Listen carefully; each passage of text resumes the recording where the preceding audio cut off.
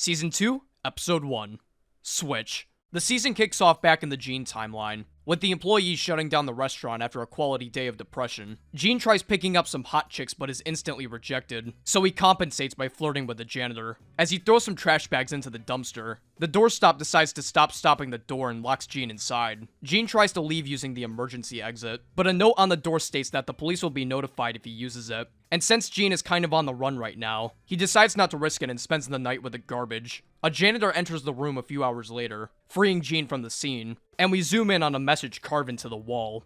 SG was here. SG. Now what could that stand for?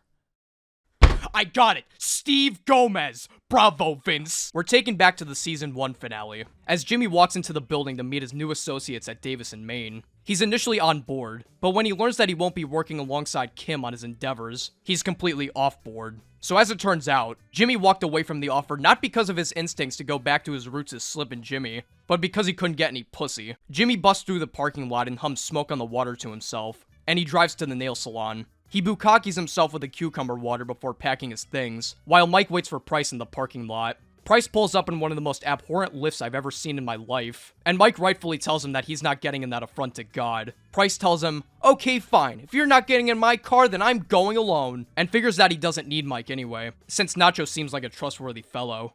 If he doesn't need backup men, then, why do I need you? I should just go alone. I'm throwing away money. Just tossing it away into the trash.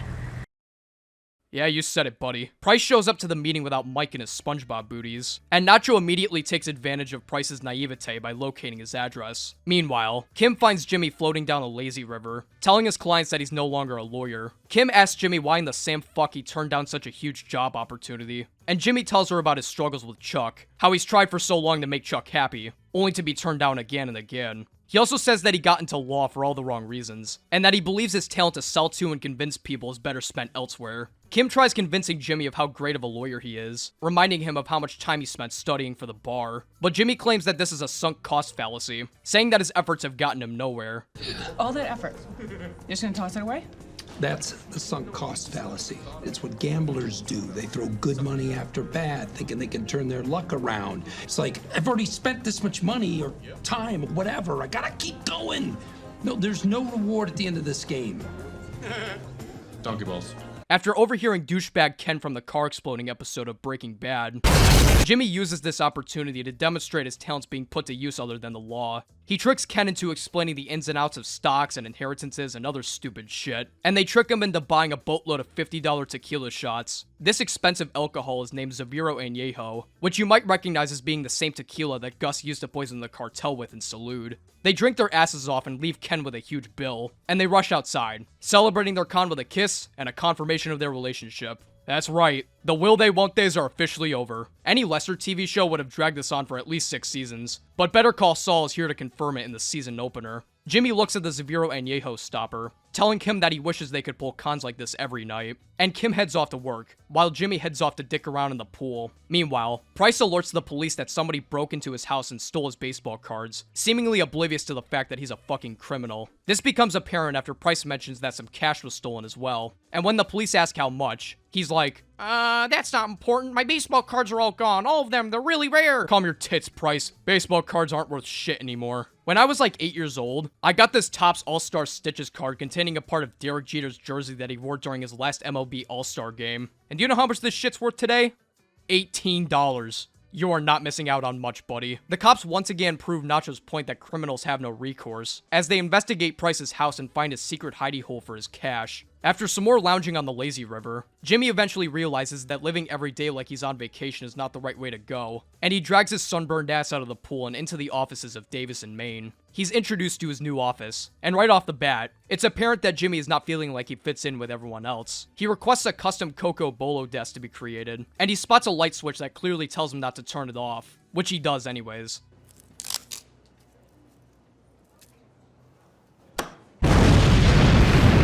A tier.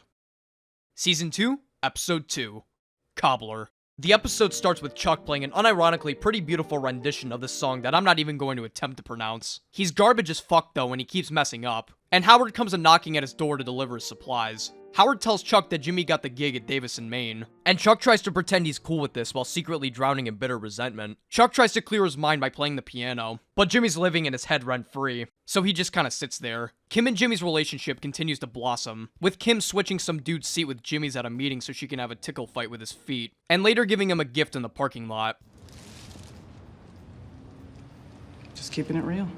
Jimmy gets his new company car from Davis in Maine, but has trouble fitting his new gift into the cup holder, once again displaying his feelings of not fitting in with the firm. Mike's cup of coffee pulls a Jurassic Park as Price pulls into the parking lot, subtly blending in with the people around him. Mike is fucking pissed, and he asks Price why he's at the police station. Price tells Mike all about his precious baseball cards that were robbed from him, along with the stolen drugs that the police totally won't find out about. Mike tells Price how stupid he is for talking to the cops, and how the cops have Price under suspicion, only helping him with his baseball card fiasco to get more info out of him. I disagree. Not open for debate. You go home now. But what about my baseball cards? Cost of doing business. No! No, no, no! I am getting those back! Those cards? Some of them were my dad's. Mike realizes how much of a basket case this guy is, and eventually gives in, promising to find his stupid-ass baseball cards. Cliff Main plays the solo from Freebird, and we get our introduction to Nacho's dad, who owns an upholstery shop that Nacho also works at. Mike enters the shop, asking for a remodel of his car, and lures Nacho outside, who's not particularly pleased at Mike's arrival. Mike tells Nacho that Price is an idiot, and told the cops about the baseball cards that Nacho definitely stole. Nacho tells him that this is a you problem, but Mike threatens to tell Tuco about Nacho's secret side business, unless he gives back the baseball cards, along with some extra cash. Nacho nets the cash by taking Price's god-awful car, which Nacho tells him up front that he'll be selling for parts. Wait, why? You think I'd be caught dead driving that thing? Looks like a school bus for 6-year-old pimps. All right, shall we move this along? Price counts up his worthless baseball cards, and Nacho concludes his business with Price. During a meeting with Davis in Maine, Chuck enters the HHM building, signaled by Howard taking everybody's phones and turning off all the lights in the room. Imagine being such a dick that you literally darken everybody's day. I hope Chuck's piano gets bludgeoned with sledgehammers. Jimmy is initially distracted by Chuck's presence, but luckily Kim touches his dick, and he's back on his feet. Later, Mike calls Jimmy, requesting for his services to protect Price from going to prison. Price tells the cops that he found the cards, and that they don't need to look for them anymore, and that everything is all good, and that they don't need to worry, and that they can just stop now. Surprisingly, this doesn't stop the cops from grilling Price. Jimmy tells Price to get fucked, and he explains to the cops that Price wasn't hiding drugs or money in his hidey hole, but rather fetish videos of him sitting in peach cobbler pie. I refuse to explain this. Take it away, Jimmy. Squat cobbler. He sits in a pie. And he... You got to be shitting us. Yeah, like I would make this up. They actually did end up making this video for the season 2 extras.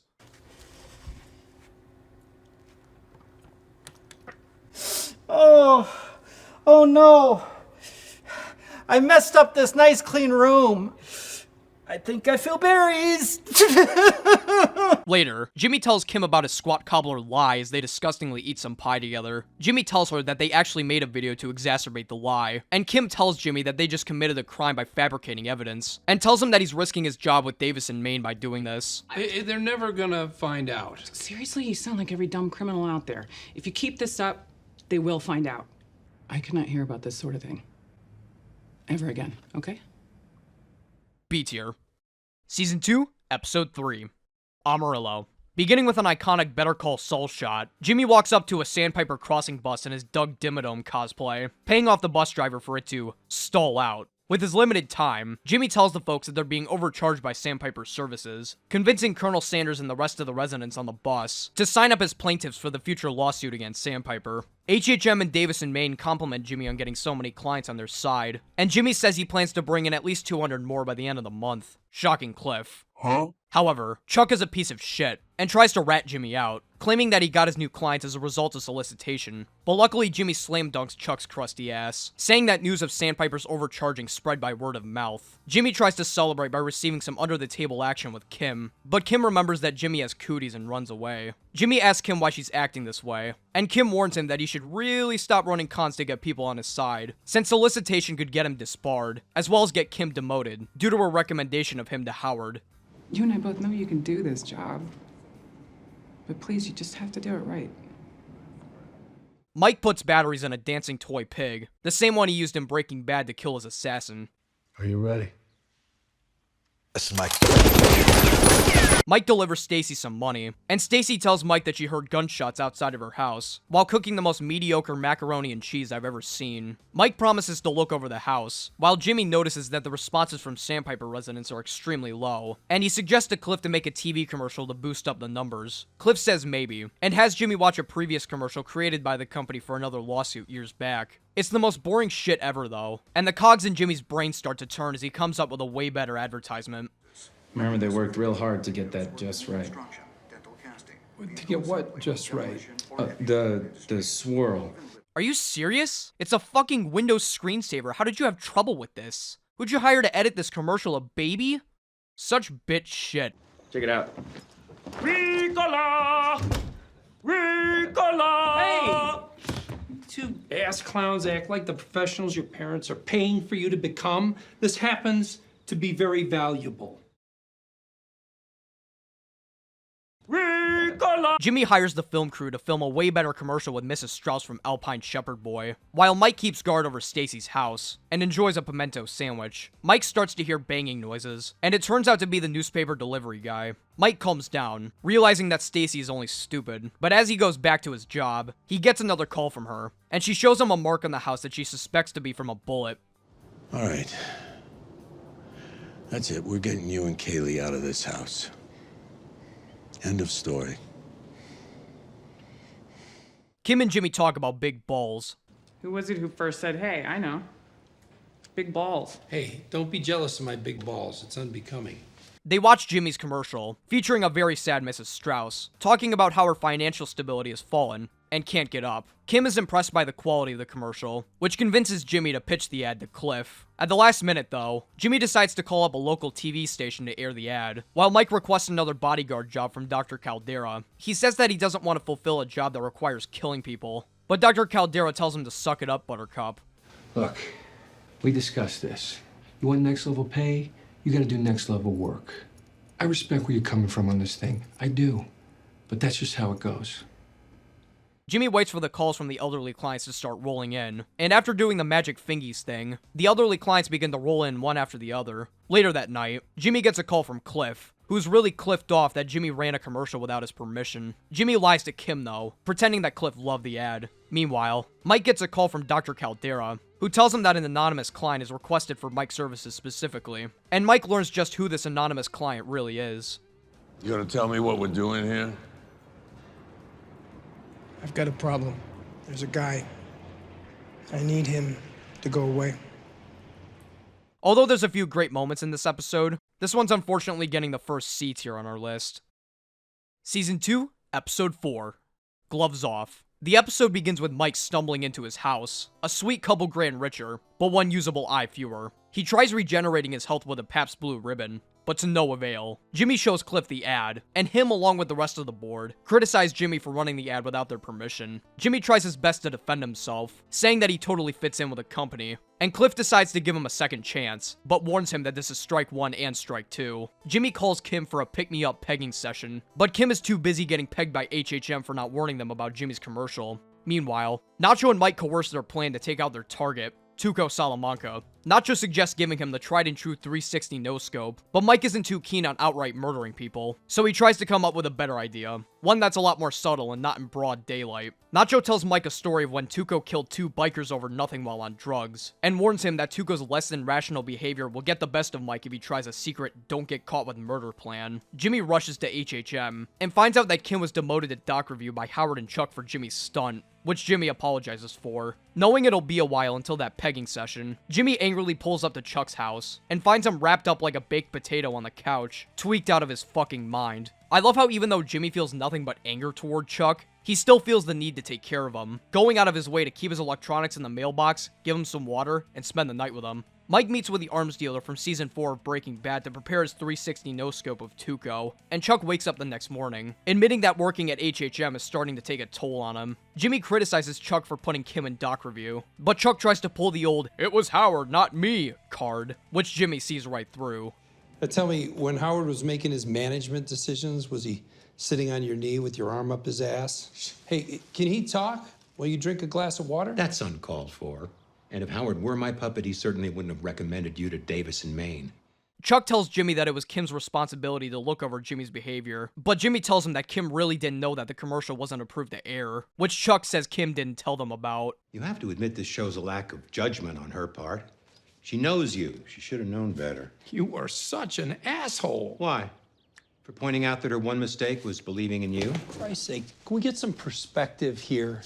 You are such an asshole. Chuck condemns Jimmy for always thinking that the ends justify the means, saying that everyone involved looks like an idiot because of Jimmy. Jimmy tries to test Chuck's character by promising to quit the law if Kim is taken out of doc review. A tempting offer for Chuck, no doubt. Chuck hates Jimmy, but having Jimmy quit the law would prove his point about Chuck hating him. Also, it's extortion, but that's not really important. Come on, Chuck, extort me. Say quit, and I will quit, but I need to hear it from your mouth. You want me to commit a felony? Because that's what you do, right? Because you want to believe that deep down I'm some hypocrite. Let's find out. Come on down, Chuck. Roll around in the dirt with me. All your dreams will come true. Go on, do it. I am not the bad guy here. Yeah, you are. Mike remembers that murdering people isn't very cool, telling Nacho that no amount of money will make it right. Mike gives Nacho his way better plan to get rid of Tuco, and they pull it off later that day. Tuco pulls off his goofy-ass lie detecting test on one of his customers, who's revealed to be Domingo, better known as Crazy 8. Meanwhile, Mike calls the police, claiming that there's a fight going down at Tuco's restaurant, and wipes off his fingerprints before driving over to the place, pretending to accidentally bump into Tuco's car. The fuck? Mike pretends to be a dumbass as he walks into the restaurant, acting like he did nothing wrong as Tuco attempts to confront him. Mike pays for his meal with literally hundreds of dollars right in front of Tuco, pissing him off even more. Look! You see that? You did that. Oh, come on, that'll buff right out. Mike still pretends to act like a tottering old fool, as Tuco starts to get aggressive, demanding for cash up front. Mike says he has no money, an obvious lie, and Tuco takes his keys as Nacho hears the cops and drives away. Tuco and Mike start fighting, as Mike knocks the gun out of his hand, forcing Tuco to use his bare fist to beat the fuck out of him. Sadly for Tuco, the police pull up at just the right moment, busting Tuco literally red-handed. That all you got? Get on the ground!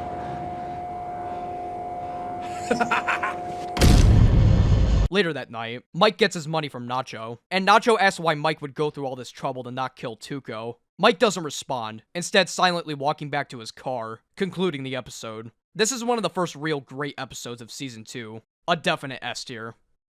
Season 2, Episode 5. Rebecca.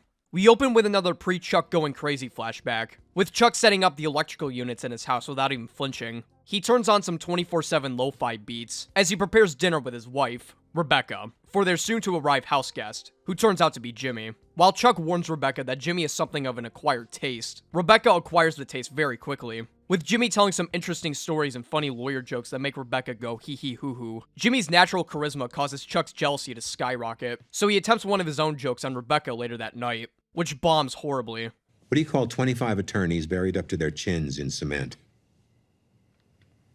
Not enough cement. What?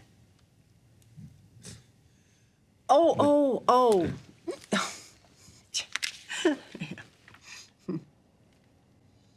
Back in the present, Jimmy types on a keyboard like he's in first grade, and the annoying intern lady starts nitpicking Jimmy over the most minor of details on a document, a result of Cliff's promise to start acting harder on Jimmy. You went a tad overboard with the quotations? It's okay to present a quote from a controlling legal opinion, but when you use too many, it disrupts the flow of your argument, and it gives the impression you don't know how to write an argument of your own. I'm sure you do, so...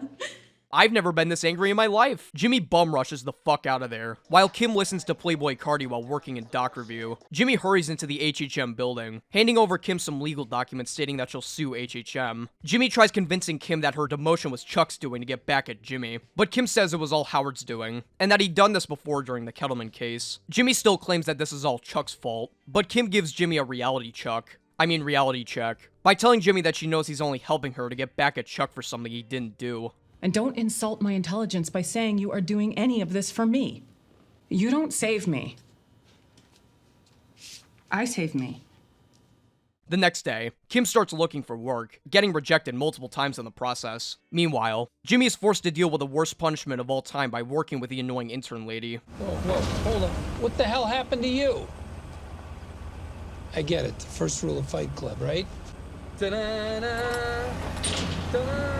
That's Rocky, you fucking idiot. We get a great montage of Kim continuing her search for better work at a different firm, one that I think demonstrates the clever use of color in the show. Throughout Kim's ordeal, she wears exclusively black and blue outfits, symbolizing the pain and frustration of her constant rejection. However, once she finally gets the call from a firm that'll take her in, she's wearing a purple shirt, contrasting the previous outfits with a more pleasant palette, while also giving off undertones of uncertainty and frustration. Thanks, Google. Also, I'm not sure how I didn't notice this the first time, but the song that's playing in the background during the montage is a faster-paced Spanish cover of My Way by Frank Sinatra, referencing Kim's I Save Me line that she gave to Jimmy. Anyways, back to the story. Kim breakdances to this good news, and she meets up with her new clients the next day, Kevin Wachtel and his assistant Paige. Kevin Wachtel is the CEO of a large bank named Mesa Verde. Even though Kim's received such a large get, however, she still hasn't quite won Howard's approval. I'll circle back with Paige, get the ball rolling. I'll put Francis on that. You've got enough on your plate in doc review. Howard celebrates with Chuck on securing the Mesa Verde bag, and Chuck is impressed when Howard tells him it was Kim's doing. Chuck goes into work, and notices Kim at the office early. Well, I guess it's true what they say. The early bird gets the worm, which is good if you like worms. Boo, you suck! Kim asks Chuck point blank if she has a future at HHM, and Chuck starts trash-talking Jimmy, saying that he always made the mistake of going out on a limb for Jimmy. Chuck tells Kim a story of his kind father who ran a corner store in Cicero, and had 14 grand stolen over the years by none other than Jimmy. I discovered $14,000 was just gone. Turns out Jimmy had pilfered it in drabs and drabs. Just took it out of the till. My dad wouldn't hear it. Nope. Not his Jimmy. 6 months later, he was dead. At the funeral, no one cried harder than Jimmy. Chuck leaves to get some more coffee without Kim's aid, seemingly relieved after venting his frustrations to Kim. Another thing that I love about this show is that there's never a character that you can truly root for. It's like people in real life, every character has their own set of good and bad qualities. While Chuck is a narcissistic asshole, you can completely understand where his frustrations are coming from, even if he can be extremely petty. And even though we root for Jimmy, he still has his clear downsides, such as his rash decision-making and willingness to con and lie to others for his own benefit. It makes moments like these incredibly interesting, because now you don't know who the hell to love or hate or feel sorry for. It's why I think the anti-hero in particular has become so much more common over the past few years. People want to see flawed and complicated heroes and villains. People want to have their morals questioned. Simply put, it makes for extremely entertaining TV. Anyways, enough of that introspective bullshit. Let's finish the episode. We see Mike at the same diner that he met Lydia at in Breaking Bad, and we're reintroduced to the one and only Hector Salamanca, pre-wheelchair. He apologizes to Mike for Tuco's rash behavior, but says that 8 years in prison is too much for the poor little guy. He bribes Mike into telling the police that the gun was his own, so that Tuco will receive a lighter sentence.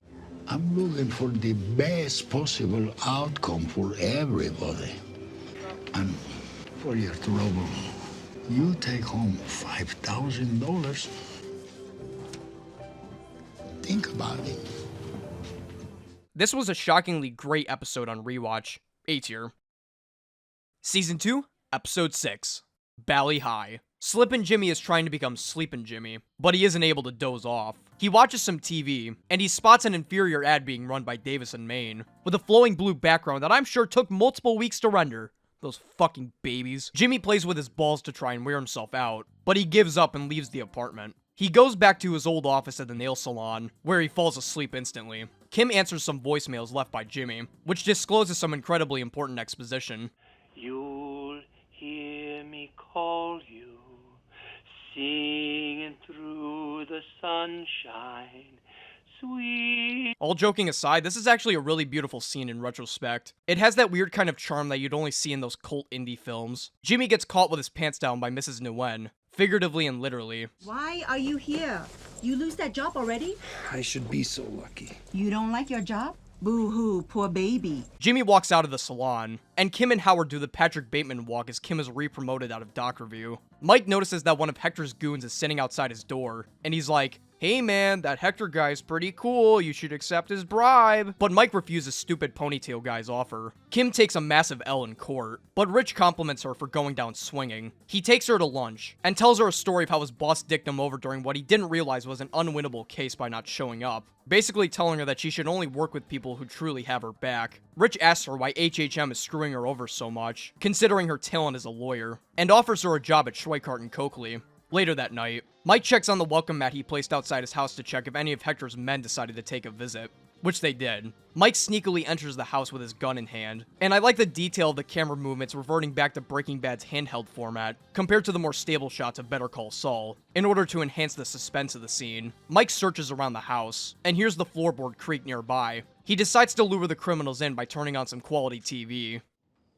Warning, the following program contains scenes of graphic stupidity among four lifelong friends who compete to embarrass each other. Ooh, impractical joke. Stupid ponytail man's like, "Hey man, that Hector guy's still pretty cool, you should really accept his bribe." And Mike kicks him and his friend out of the house. Mike cleans up the scene, and his hand starts shaking, traumatized by the ordeal. Kim gets pissed off at some lady offering her salad, and Mike watches Kaylee in the swimming pool, when out of the blue, two familiar faces silently tell Mike, "Hey man, you should really be taking that offer by now." Kim lounges at the restaurant, contemplating on either staying at HHM or moving to Schweikart and Coakley. She also starts reconsidering her relationship with Jimmy, watching a couple kiss outside the window. This Peter Dinklage looking dude tries to pick up Kim with a free drink, and she uses the name Giselle when introducing herself, the same name she used in her con against douchebag Ken in Switch. Jimmy starts to get lippy with annoying intern lady, turning into Lippin' Jimmy even. And he tells her to get fucked as he takes a call from Kim, who asks him to hurry to the bar so they can con Faker Dinklage. Jimmy, now going under Victor with a K, hurries down to the restaurant and aids Kim in her con. Mike pulls up to an ice cream store to talk to Hector face to face. Hector essentially forces Mike into telling the police that the gun was his, and Mike proves that he has the biggest balls of any Breaking Bad character by demanding Hector pay him 50 grand instead of the initial 5. Hector threatens Kaylee's life, to which Mike responds by threatening everyone's life. You willing to die for this? Maybe I need the 50,000 more than you do. Hector is impressed by Mike's big balls, and agrees to the 50K. Nacho delivers the money to Mike that night, and Mike gives him half, since Tuco isn't likely to be in jail for long due to the removal of the gun charge. Jimmy and Kim's con succeeded, earning themselves a cool 10 grand. Kim tells Jimmy about her mixed feelings moving from HHM to Schweikart and Coakley, and the two head off to work, as Jimmy once again has trouble fitting his mug into the car. This time, however, Jimmy decides that enough is enough, and decides to take out the entire cup holder of his car, so he can finally fit the mug in.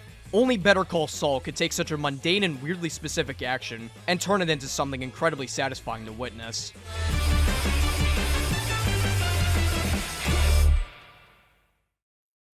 Season 2, Episode 7, Inflatable.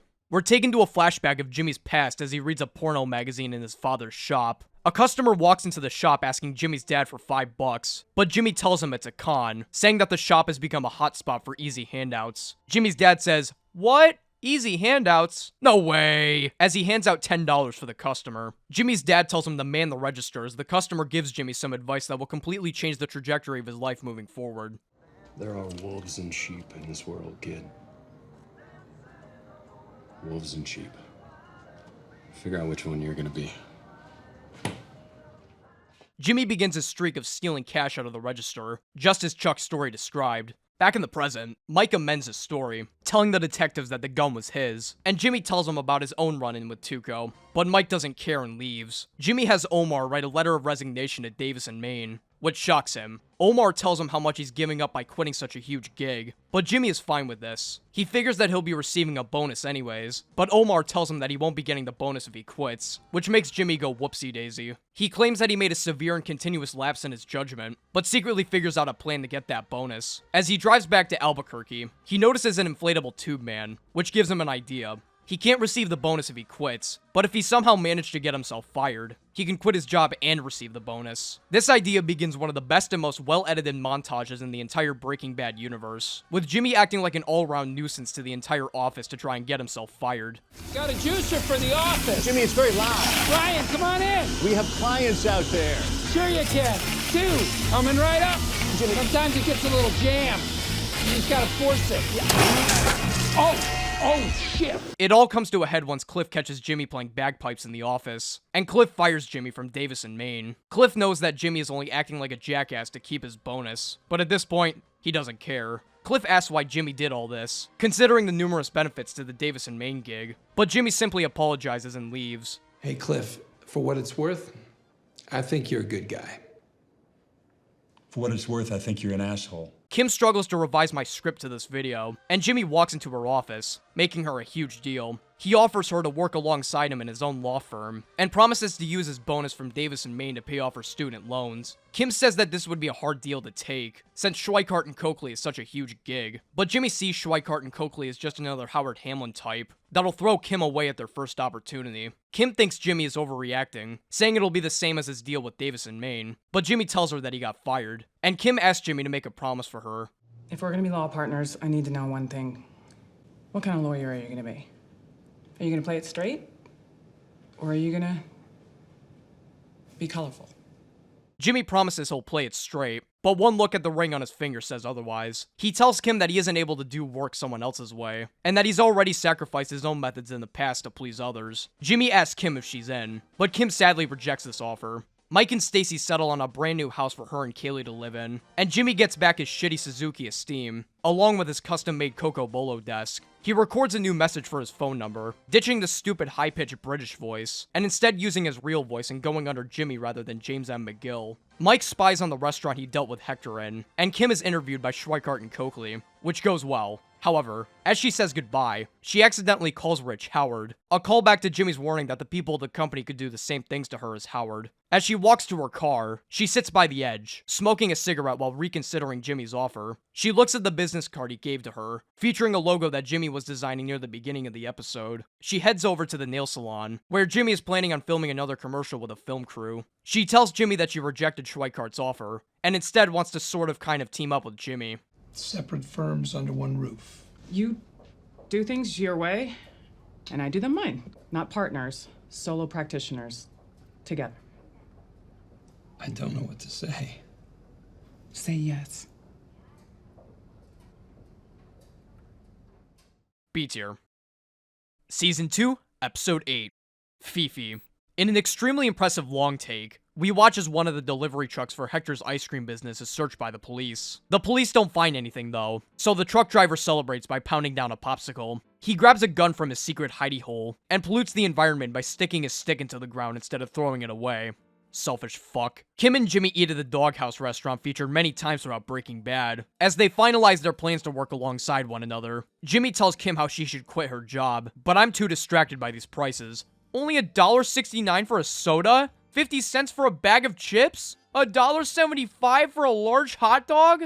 What the hell happened to this world? Anyways, the next day, Kim goes into Howard's office to officially tell him that she's leaving HHM, which Howard suspected before she even walked in. Howard figures that she's moving to Schweikart and Coakley, but Kim tells him the big news that she's working as a solo practitioner with Jimmy. Howard wishes her luck moving forward, congratulating Kim for her hard work and promising to pay off the rest of her loans as a thank you. Kim suddenly has to take a massive diarrhea shit and runs to the bathroom. And Mike chugs down some G Fuel while continuing to spy on Hector's business. He watches Hector and goofy-ass ponytail man walk into the restaurant, and he writes down the license plate of their car. Kim talks to Kevin and Paige, convincing them to move from HHM to her law practice, and promises that Mesa Verde will be her sole focus moving forward. Kim visits Jimmy at a potential new office, and Kim tells him the good news that Mesa Verde accepted her offer, and they both play a round of tonsil hockey. I remember watching this episode for the first time on a big-ass TV, and I remember my dad walking in at the literal moment Kim and Jimmy kissed each other. Thomas Schnoz, you ruined my life. Chuck hums the solo to Freebird as Howard busts into his house, telling him the not-so-good news that Mesa Verde is leaving HHM for Kim's solo practice. Chuck says that this isn't a big deal, but Howard tells him that she's pooling her resources with Jimmy. And Chuck says that this is a big deal. Howard tells him about a meeting with Kevin to try and get Mesa Verde back, and Chuck pulls out his suit and tags along with him, ditching Jimmy's electricity blanket suit to try and seem as normal as possible. He uses reverse psychology on Kevin and Paige to make it seem like HHM is the better choice, which unfortunately ends up working very well. Kim Wexler is indeed the right choice to handle Mesa Verde. She's young, she's brilliant. Let's face it, Howard, two old guys like us, we're the past. Well, navigating that correctly. Boring! I wouldn't handle your coming expansion. Look, I take your point.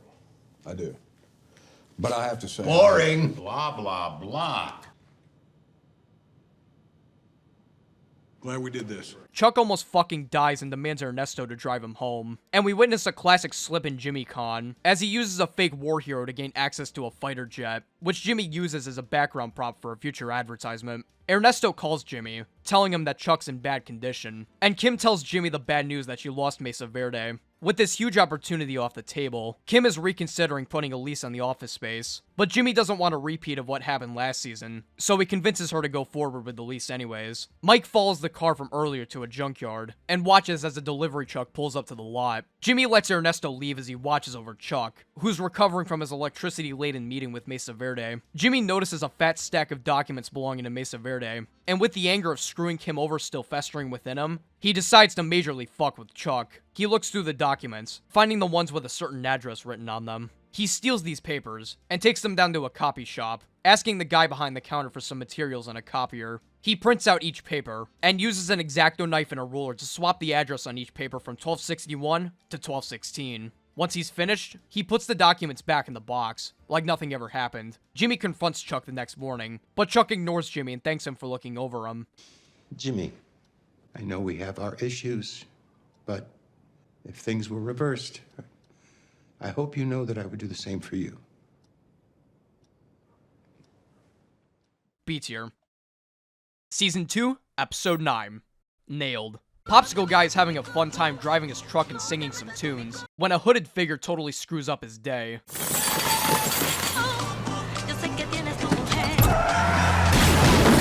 The hooded figure, who turns out to be Mike, leaves the driver hogtied, as he uses a saw to open up the tires of the truck he was spying on just last episode. He finds a tire with a boatload of money hidden inside, and books it out of there. By the way, going back to the title cards, this one right here is also one of my personal favorites. It not only stands out visually, but it also depicts Saul's entire operation quite literally going down the drain. Chuck and Howard attend a hearing with Mesa Verde, and as Kevin expresses Mesa Verde's attention to detail, the board points out Chuck's massive fuck-up. Yes. Can you give us the address of the proposed Scottsdale branch again? Certainly. It's 1216 Rosella Drive. In the original submission, we're seeing 1261 Rosella Drive. In usual Chuck fashion, Chuck thinks that Kevin and Paige are wrong, but upon further inspection, he realizes his error. The board tells him that the meeting will be delayed by 6 weeks due to this mistake, and Chuck's symptoms begin to flare up, signaled by the subtle rising electrical hum in the background. We're in 6 weeks, at which time we will revisit this application. That's on the schedule now? Chuck is pissed off as he returns home with Howard, and he checks the papers, which magically changed back to the original address. That's weird. I wonder how that happened. Howard tries to make Chuck feel better, insisting that everyone makes mistakes, and Chuck pauses for a moment, realizing that this was no mistake. This was no mistake. Hey, I just said that! Later that night, Mike watches Hector, who's slightly annoyed about his truck being hijacked, and Mike giggles to himself as he pounds down some whiskey to celebrate. Kim and Jimmy begin to remodel their new workspace, and Kim later gets a call from Paige, who asks to take Kim back as her client. Kim also gets a call from Ernesto, who tells Kim that Chuck's ready to hand over the Mesa Verde files. Chuck is clearly taking this mistake like a champ, as he talks to Jimmy and Kim slumped over like a depressed Snickers bar. Jimmy asks Chuck why he changed the locks on the door, but Chuck ignores him and confronts him like a baby. Chuck claims that Jimmy somehow swapped the numbers on the Mesa Verde files, and that Jimmy must have swapped the files back to the original address the morning Chuck and Howard left for the meeting. I believe he went off on his own and did this as some kind of twisted romantic gesture. You can't stand the fact that they chose her over you. I can't stand the fact that my own brother stabbed me in the back. I can't stand the fact that you've deceived and ruined this fine young woman. Ruined? What is this, the 1840s? What are you talking about? She's not ruined. Jimmy. Because Kim is the best character in the entire show, she absolutely obliterates Chuck's claims of Jimmy pulling this massive scheme, shaming him for blaming his caring and accepting brother for a mistake that he made. He's capable of this, you know he is. I know he's not perfect. And I know he cuts corners. But you're the one who made him this way. He idolizes you. He accepts you. He takes care of you. And all he ever wanted was your love and support. But all you've ever done is judge him. You never believed in him. You never wanted him to succeed. Kim then beats the shit out of Jimmy in the car, as she knows for a fact that Jimmy pulled this scheme. This is easily one of the best scenes in the entire show. The feelings I have for each character are so conflicting that it makes my head spin. You know for a fact that Chuck is absolutely right in his assessment, but you don't want him to be right because of how much of a petty douchebag he is. You want to root for Jimmy, but you also know how much this scheme affects the rest of HHM and Mesa Verde. You want Kim to tell Chuck how wrong he is for accusing his loving brother of pulling the scheme on him, but you not only know that Chuck wants Kim to succeed with her career, but you know that it all goes back to the fact that Chuck is in the right. At the end of the day, there are clear villains and heroes in this situation, but their flaws prevent you from truly being able to tell right from wrong. Anyways, back to the episode. Jimmy does a funny Beatles reference with the film crew, as he attempts to get some more B-roll for his future advertisement. He sings about pina coladas before obtaining another iconic Better Call Saul shot, and Mike meets with Nacho, who tells him that somebody hijacked $250,000 out of their truck. Nacho accuses Mike of being the robber, since Mike is the only dude he knows that would rob a guy of $250,000 and still keep him alive. Mike tells him that the driver didn't hear his voice or see his face, and asks why the robbery wasn't in the papers. Nacho tells him that they covered up the story, as a good Samaritan who reported the robbery was shot to death by Hector. Mike realizes that he probably shouldn't be going after Hector anymore, as his attempts to not kill anyone ironically lead to more death. Later that night, Kim warns Jimmy that Chuck is one smart cookie, and how Jimmy will need to cover up any loose ends if he wants his story to hold up against Chuck. Jimmy heads back over to the same copy shop from before, and pays off the guy behind the counter to not tell anyone about his copy-pasting shenanigans from the night before. Chuck later heads into the store as Jimmy watches from afar, and asks the dude if he saw Jimmy, using the newspaper from all the way back in Season 1 as a reference. The dude behind the counter claims he didn't see him, which starts to drive Chuck a little bit crazy. The same electrical hum from earlier starts to fade in once again, as Chuck tries again and again to jog the dude's memory, and it all starts to take a toll.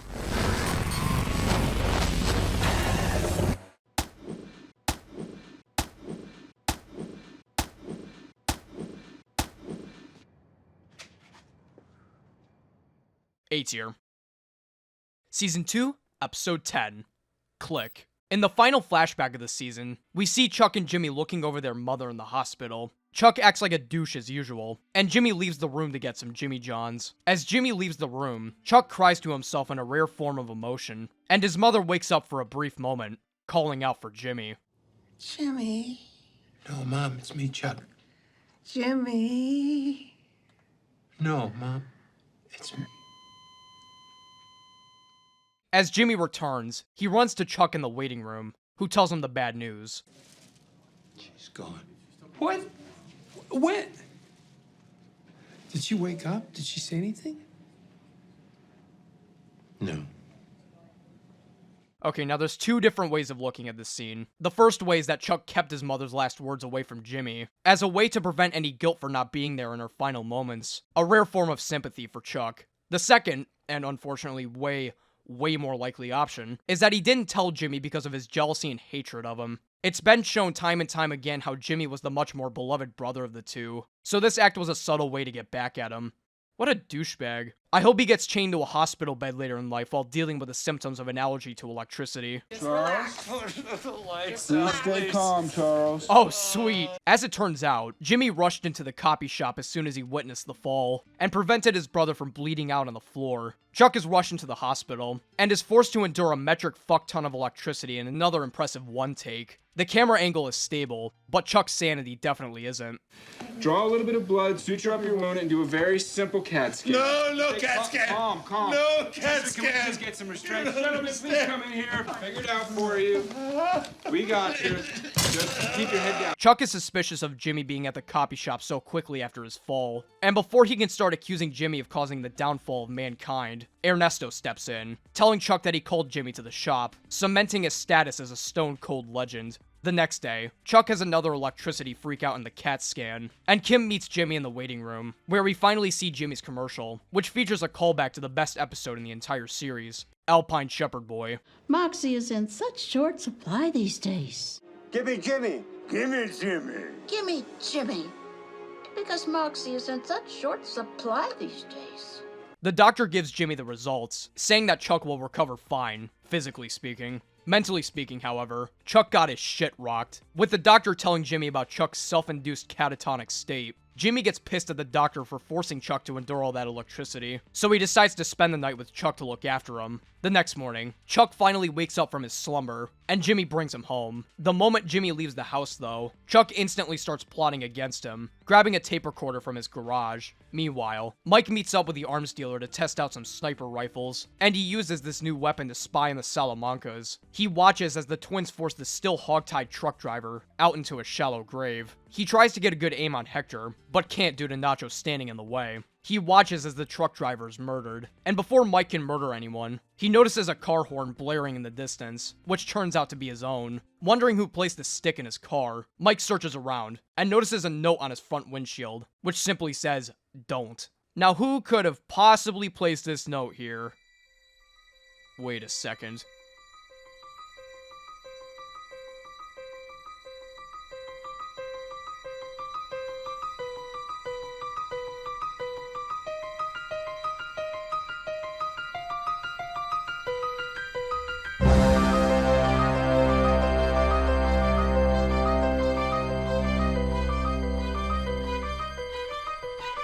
Hello, and welcome to the Los Pollos Hermanos family. My name is Gustavo, but you can call me Gus.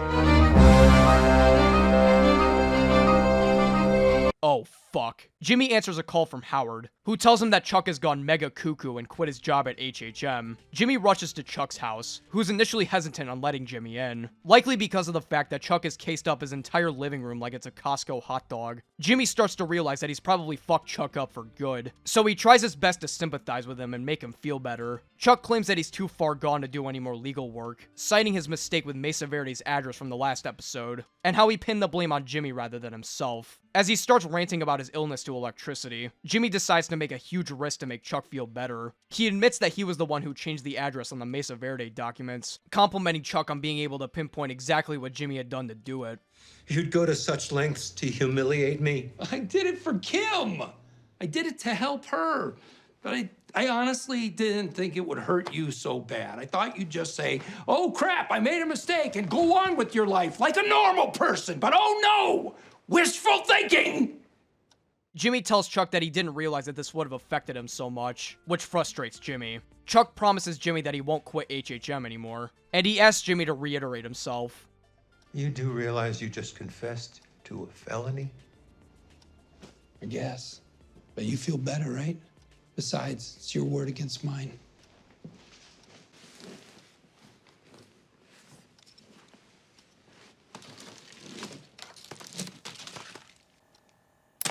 You dick! A tier.